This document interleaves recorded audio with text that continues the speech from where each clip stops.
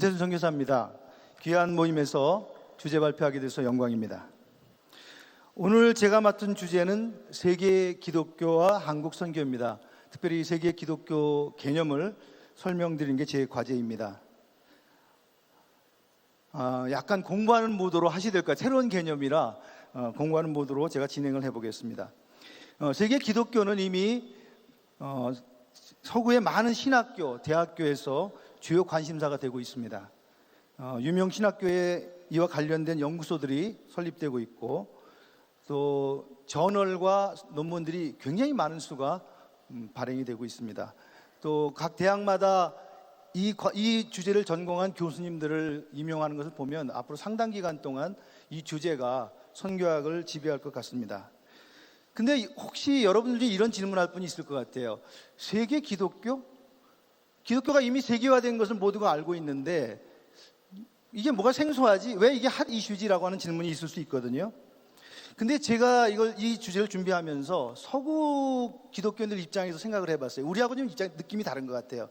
서구는 오래전부터 기독교는 우리 것, 서구 것 이런 입장으로 접근을 했는데 어느 날 이거 우리 거 아니야, 이건 전 세계의 거야, 이런 느낌인 거죠. 마치 김치가 우리 한국 음식인데 어느 날 누군가 와서 전 세계 모든 사람들이 김치를 먹으니까 이제 한국 음식이라고 하면 안 되라고 하는 그런 느낌으로 이분들이 이걸 바라보니까 이것이 굉장히 중요한 관심사가 되고 또 어떤 의미에서는 많은 새로운 연구 주제들을 제시하고 있는 것 같습니다. 자, 그렇다면 이 세계 기독교에서 세계라고 하는 앞에 있는 세계라는 개념은 조금 세계화됐다고 하는 그런 개념보다는 서구를 대치하는 개념이라고 할까요? 서구의 주도권을 내려놓는다, 이런 개념으로 세계 기독교를 접근하면 좋을 것 같고요. 또 하나는 세계 기독교 할 때 세계는 이제는 기독교를 규정할 때 서구가 모든 그 기독교를 정의하는 규범이 됐다면 그것이 폐기됐다고 보는 겁니다. 이제는 전 세계 모든 교회가 모여서 기독교가 뭔지, 기독교 선교가 뭔지를 정하는 그런 시대가 됐다, 이렇게 이해하시면 이해가 좀 빠를 것 같습니다. 자, 그렇다면 다음 질문은 이런 질문입니다. 온 세계 교회들이 모여서 규정하는, 설명하는 기독교하고 서구 선교사들이 전해준 그래서 세계화된 기독교가 뭐가 다른가? 똑같은 거 아닌가? 근데 많은 선교학자들이 내린 결론은 다르다는 겁니다. 오늘날 세계화된 기독교는 서구가 전해준 기독교하고 다릅니다. 그렇기 때문에 이제 세계 기독교가 쟁점이 된 것입니다. 이 부분을 좀 설명드리기 위해서 한국 기독교 예를 좀 들면 좋을 것 같은데요. 한국 기독교는 전 세계 서구의 기독교가 가장 성공적으로 이식된 기독교의 모델입니다. 그렇게 인식이 되어 왔습니다. 근데 최근의 연구들은 이런 그 고정관념들을 깨뜨리고 있습니다. 예를 들어서 재미 한인학자인 옥성득 교수의 책을 보면요, 그가 이제 박사학위 논문을 책으로 펴냈는데 한국 제목은 한국 기독교 형성사입니다. 이 책의 영어 제목은 The Making of Korean Christianity입니다. 여기서 making이라는 단어는 굉장히 강한 의미를 담고 있습니다. 새로 형성됐다는 거거든요. 그의 표현을 빌리면 한국 기독교는 한국이라는 새로운 토양에서 자라난 신품종 기독교다. 한국인의 영성과 신학적 창조성이 만들어낸 새로운 기독교다, 이렇게 표현을 하고 있습니다. 사실 이 개념은 그의 지도교수였던 데이나 로버트 교수의 관점이기도 합니다. 이 로버트 교수는 이 관점을 세계 기독교 역사에 적용을 합니다. 그분이 쓰신 그 기독교 선교, 기독교는 어떻게 세계 종교가 되었는가라는 책에 보면은 기독교 역사 전체를 새로운 기독교 정체성들이 계속 형성되어 온 과정으로 설명을 하고 그 전체를 꿰뚫는 개념으로 지역화, 영어로는 버나큘러리제이션이라고 그러는데요, 지역화 개념으로 설명을 합니다. 자, 그렇다면 이제 그 결과가 이제 어떻게 보면은 그 세계 기독교라고 하는 개념으로 이제 연결이 되는 건데요. 신품종 기독교로 새롭게 형성된 이 기독교를 그러면 이런 현상을 성경학적으로 어떻게 설명할 것인가? 이것이 이제 20세기 후반기에 아주 중요한 그 핵심 질문이기도 했는데요. 이 질문에 대한 답으로 나온 그 개념이 복음의 번역 가능성이라는 개념입니다.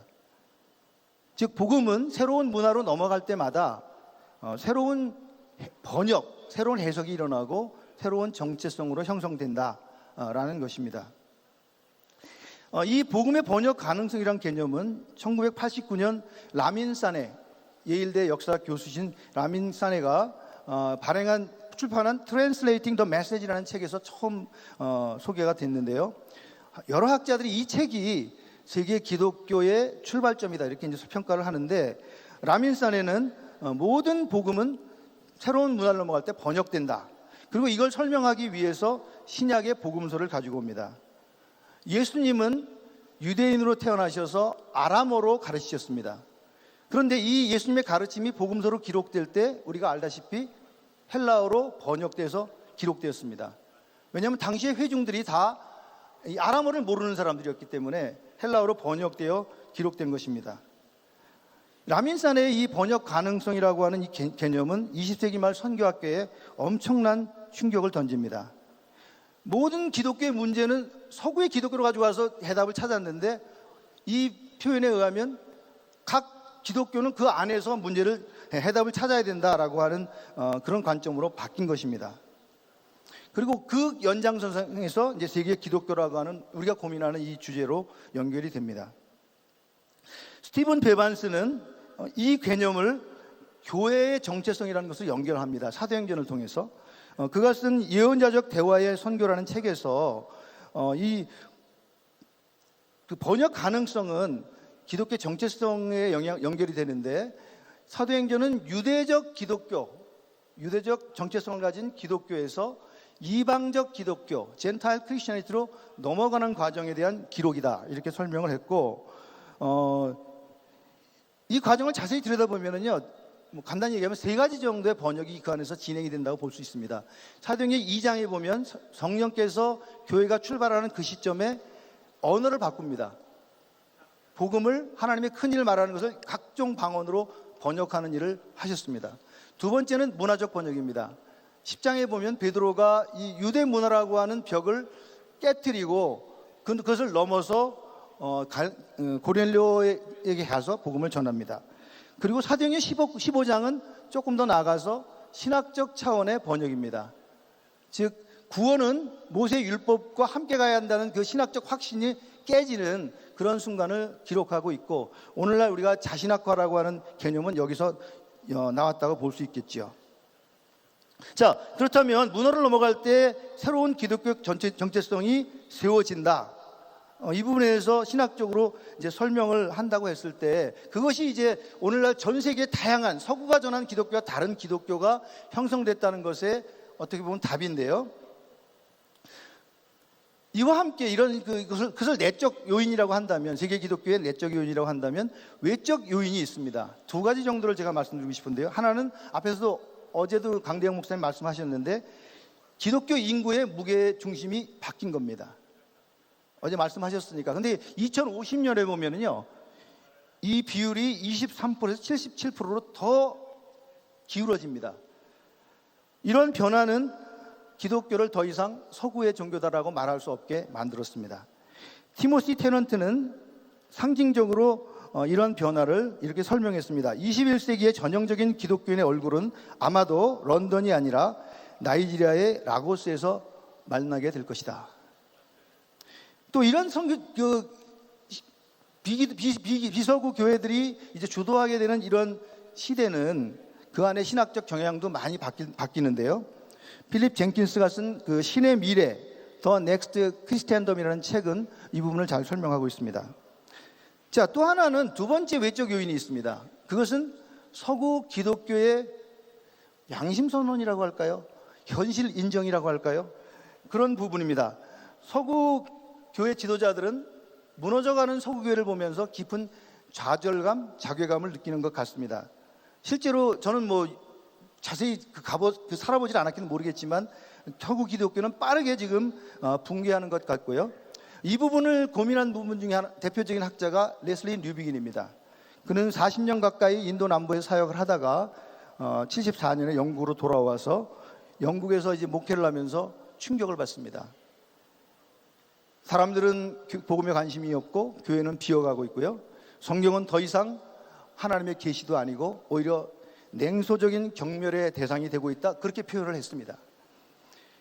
세계 기독교의 중심지였고 선교운동을 주도하던 영국 교회가 왜 이렇게 되었는가라고 하는 질문을 하면서 여러 가지 책을 썼는데요.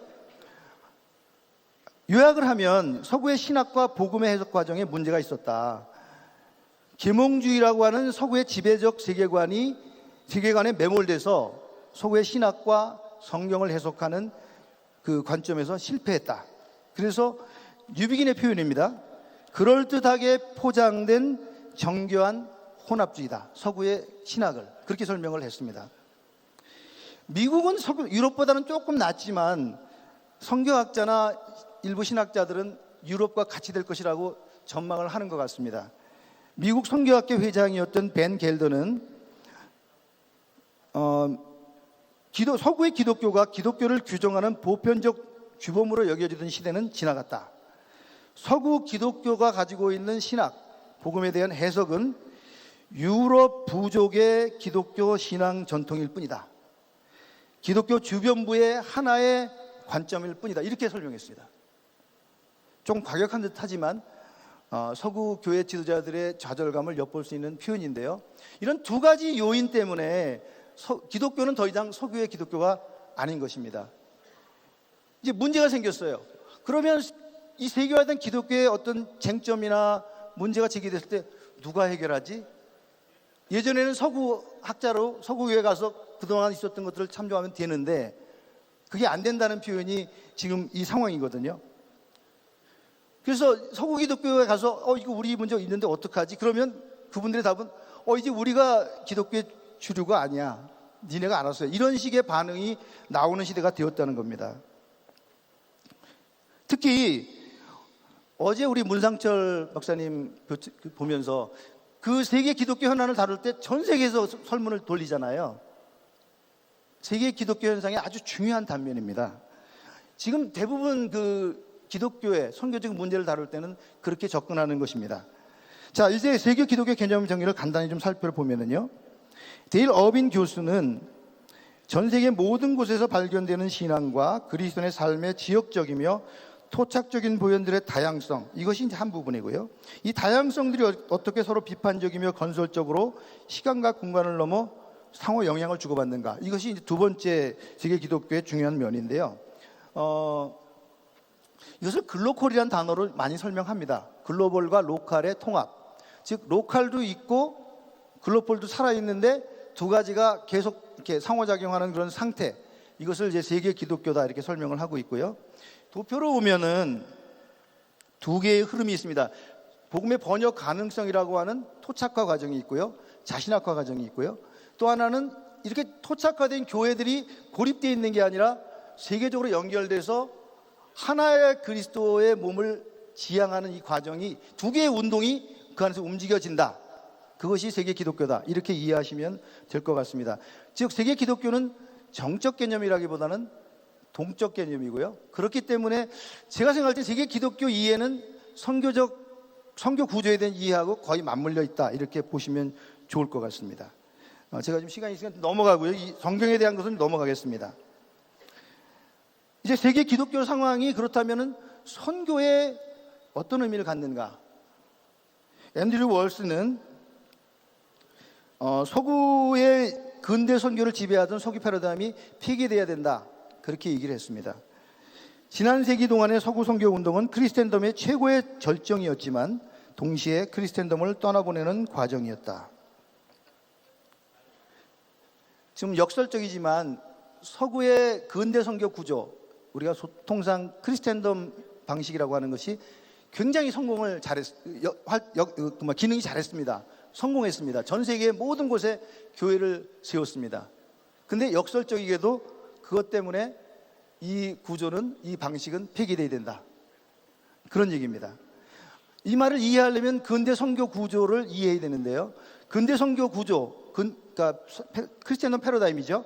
두 개의 전제 속에서 세워졌습니다. 하나는 전 세계를 이분법적으로 보는 겁니다. 기독교가 된 서구, 기독교가 없는 비서구. 이게 첫 번째 전제고요. 두 번째 전제는 그럼으로써 이 서구에서 비서구로 복음이 흘러가는 일방적인 창구를 만드는 것. 물론 이 안에는 복음이 흘러갈 뿐만 아니라 서구의 우월한 문명이 같이 가는 거죠. 그래서 전 세계에 이 복음을 흘려보내는 일방적 통행 구조, 이 두 가지 전제에 의해서 세워졌는데 앞에서 말씀드렸듯이 근대 서구 운동이 너무 잘 된 거예요. 1번 전제가 사라져 버렸습니다. 전 세계 모든 곳에 교회가 생겼기 때문에 1번 전제가 없어졌습니다. 당연히 2번 구조, 일방통행적 구조도 폐기돼야 된다고 말한 것입니다. 자, 여기 한 가지 더 변수가 있습니다. 여기 보이는 지도는 전 세계에 선교사를 많이 파송한 국가의 그 순서를 보여주고 있습니다. 미국이 당연히 1등이고요. 2등부터 6등은 비서구 국가입니다. 브라질, 한국이 3등이네요. 필리핀, 나이지리아, 인도. 근데 이 기준은 해외로 보낸 기준입니다. 근데 우리가 전통적으로 가지고 있는 타문화, 자국 내의 타문화 선교사를 포함하면 비서구 선교사들이 월등히 많습니다. 이미 선교 운동은 어떤 의미에서 역전됐다 이렇게 볼 수가 있습니다. 무게중심이 비서구로 옮겨간 선교 운동의 시대가 오늘날 우리가 만나는 세계 기독교 시대입니다. 크리스토퍼 라이트는 이런 상황들을 보면서 서구가 여전히 세계 선교 운동의 주류고 우리가 주도해야 한다는 생각은 오만이다. 우리는 이제 배워야 한다. 물론 비서구 선교운동이 모든 걸 다 주도할 수는 없을 거예요. 최소한 함께 가야 한다. 그런 의미에서는 세계 모든 교회가 동일한 선상에서 라운드 테이블 안에서 함께 세계운동을 만들어가야 하는 시대가 됐다. 이렇게 볼 수 있습니다. 이제 이런 것이 20세기 후반에 이미 상당히 영향을 줬기 때문에 국제단체들은 이 변화를 수용해서 굉장히 몸부림쳐왔다고 저는 알고 있습니다. 그래서 이제 지도자들을, 비서구인들을 세우고 또 비서구인들이 들어갈 수 있도록 재정구조라든지 많은 것을 바꿨습니다. 근데 저는 부족하다고 봅니다. 아마 그렇게 해서 생존하기 어려울 것이라고 봅니다. 본질적으로 완전히 바꿔야 되는데 그것을 보여준 케이스가 있습니다. 위클리프 선교회입니다. 위클리프 선교회는 2011년에 이름을 바꿉니다. 위클리프 국제 위클리프 성경 번역 선교회에서 위클리프 글로벌 얼라이언스, 글로벌 연맹. 이 단어가 보여주는 의미는 뭐냐면요, 전 세계 모든 교회가 주인이 되는 단체를 만들겠다는 거예요. 실제로 그렇게 하셨습니다. 그리고 이제는 성경 번역이라는 사역을 서구가 주도하는 것들을 내려놓고 함께 할 수 있는 구조 자체를 함께 만들자고 하는 그런 그 방향으로 해서 지금 벌써 10여 년 진행이 되어 왔고, 어떻게 보면 이 위클리프이 선지자적으로 21세기 선교 모델을 보여줬다 이렇게 볼 수 있고요. 아마 국제단체들은 그런 방향으로 변화되지 않을까 생각이 들고, 한국 선교단체도 이런 면에서는 큰 도전에 직면해 있다 이렇게 볼 수 있겠습니다. 자, 서구 선교 방식이 폐기됐다. 선교 구조가 폐기됐다. 그렇다면 그 안에 그것을 진행하는 방식도 바꿔야 되는 것 아닌가라는 질문이 자연스럽게 나올 수가 있죠. 왜냐하면 서구의 선교 방식은 소위 제국주의라고 하는 우월한 정치적 힘, 막대한 재정, 우월한 문명, 잘 정비된 신학 이런 것을 앞세워서 했기 때문에 그분들은 굉장히 효과적으로 사역을 했는데, 지금 일어나고 있는 비선구 선교 운동에는 그런 자원이 없습니다. 그래서 새로운 선교 방식에 대한 논의가 이루어지고 있는데, 주류는 초기 기독교 선교 방식으로 돌아가야 한다는 것입니다. 초기 기독교 방식으로 돌아가서 그때로 가야 된다. 이 굉장히 일리가 있어요. 왜냐하면 초기 기독교는 자원이 없었어요. 문명적 우월감도 없었고 재정도 없었고, 바울이 학교라 선교센터를 세운 적이 없잖아요. 그렇지만 로마 제국을 점령했습니다. 그 비밀이 뭐냐? 그게 21세기의 답이다. 이렇게 이야기를 한 것입니다. 대표적인 책은 아까 정갑신 목사님도 예를 드셨는데, 길의 영성, 이 책이 고린도후서에 나타난 바울의 선교 영성인데요. 초기 기독교 영성을 잘 보여주는 책입니다. 이 책의 주제는 약함의 영성입니다. 내가 약할 때 곧 강함이니라. 내가 약하기 때문에 그리스도의 하나님의 능력이 내게 나타났다. 그 비밀을 우리가 찾아야 된다라고 말하고 있고, 클라이더도 말씀하셨는데, 클라이더의 그 초기 교회와 인내의 발효라는 책을 보면 같은 그 결론을 내립니다. 초기 기독교는 우월한 문명이나 힘이 아니라 오히려 약할 때 나타나는 삶의 방식, 또 그들 통해서 나타나는 영적인 능력, 이런 것들이 세계를 바꿨다, 이렇게 이야기합니다. 저는 여기다가 한 가지 좀 추가했으면 좋겠다는 생각을 가지고 있습니다. 지금 21세기 세계 기독교 시대는요, 1970년대하고 비슷합니다. 1970년대에 무슨 일이 일어났냐면, 세계 많은 곳에서 비서구교회 지도자들이 일어나서 서구 선교사들을 물러나라고 그랬습니다. 더 이상 보내지 말라고 그랬고, 있는 사람도 나가라고 그랬습니다. 충격이죠. 그 비서구교회 열매들이 자부심이고 의미였는 서구교회 입장에서는 엄청난 충격이었습니다. 그래서 미전도 종족 선교운동이 일어난 것이거든요. 그러면 교회가 없는 쪽으로 가겠다. 근데 저는 21세기 지금 우리 상황도 비슷하다고 봅니다. 모라토리움은 없어요. 그러나 자연스럽게 밀려날 겁니다. 왜냐하면 비서구 교회가 선교를 다 하니까. 그럼 우리 하지 말아야 될까요? 저는 로잔 대회의 그 자리로 다시 우리가 돌아가서 좀 복귀해 볼 필요가 있다고 생각합니다. 교회가 없는 지역은 여전히 전세 22억 2천만 정도, 약 30% 가까운 수가 아직도 미전도 지역에 있다고 지금 보고가 되고 있는데요. 그래서 저는 그 맥가브런이 1968년에 이제 웁살라 WCC 대회 이후에 그걸 결과를 보고 이분이 탄식하면서 쓴 글이 있습니다. 웁살라는 20억 영혼을 버릴 것인가? 그때 당시 세상의 변화를 위해서 강조하다 보니까 복음주의 선교운동, 소위 영혼 구원과 교회 개척이 급격히 이제 무너지기 시작했는데요. 그때 맥가브런이 그렇다면 20억 저 복음을 못 듣는 사람은 어떻게 할 거냐? 이 질문을 했는데, 저는 이 글이 그 로잔 대회의 중요한 하나의 모티브라고 봅니다. 자, 세계 기독교는 새로운 선교 방식을 요구하고 있습니다. 하나는 약함의 선교입니다. 어쩔 수 없이 그렇게 갈 거예요. 두 번째는 땅끝을 다시 우리가 찾아야 됩니다. 물론 70년대하고는 다를 겁니다. 70년대에서는 비서구교회가 물러나라는 상황 속에 이루어졌지만은 지금은 비서구교회가 우리가 다 하겠다고 하는 상황에서 지금 벌어졌어요. 문제는 우리가 함께 이 지역들을 개발하고 함께 가는 운동들을 해나가야 되는데, 제 글에도 썼지만 한국교회가 나름대로 강점이 있습니다. 우리는 두 개를 다 경험했습니다. 비서구 운동도 했고 또 피선교에서 선교 운동을 하는 것도 해봤기 때문에 그런 부분들을 다시 개발해서 21세기 세계 기독교 선교 운동을 찾아가는 그런 노력이 필요하다, 이런 생각이 듭니다. 감사합니다.